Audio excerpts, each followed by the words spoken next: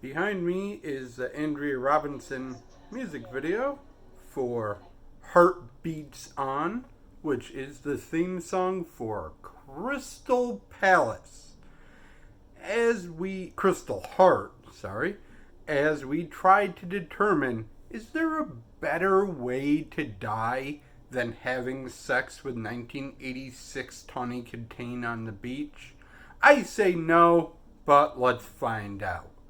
Crystal Heart is about a kid, a bubble boy, who is obsessed with a not very popular singer played by Tawny Kitaen.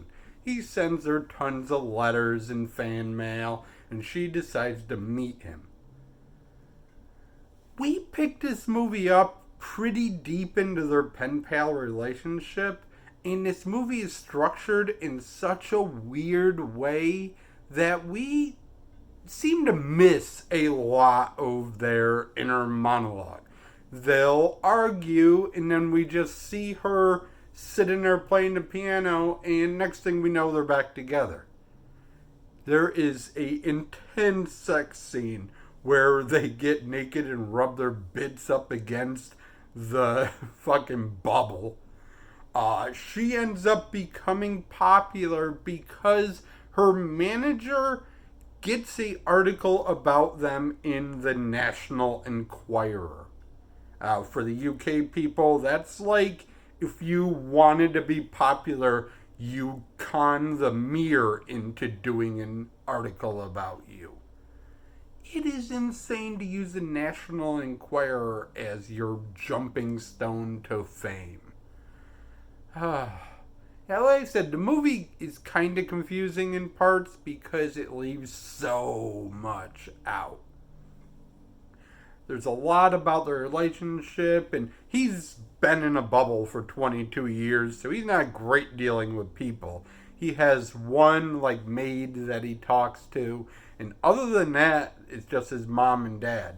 His dad is a scientist that's convinced he's going to be able to build his son a super suit that lets him leave the bubble, and mom just babies him all the time.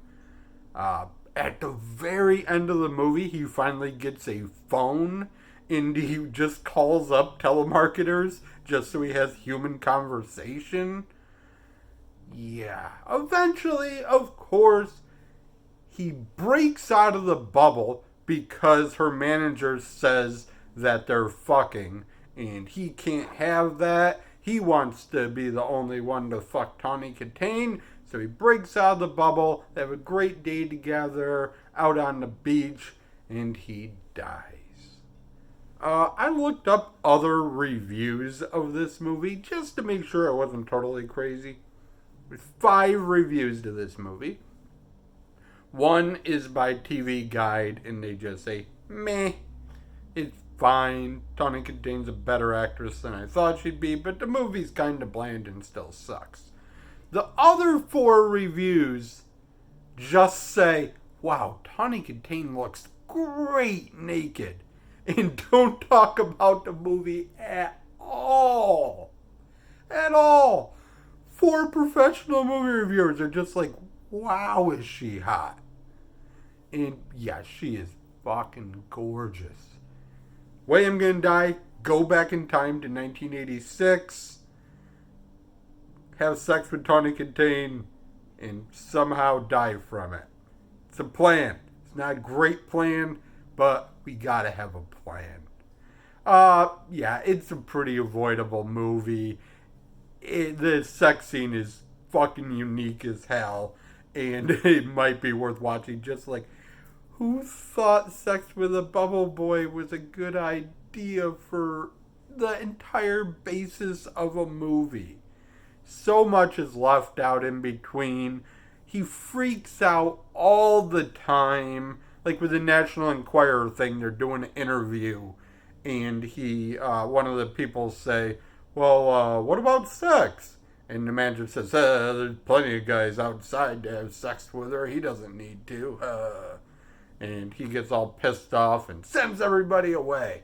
But then Tawny comes back and they bang against the bubble. So, I don't know.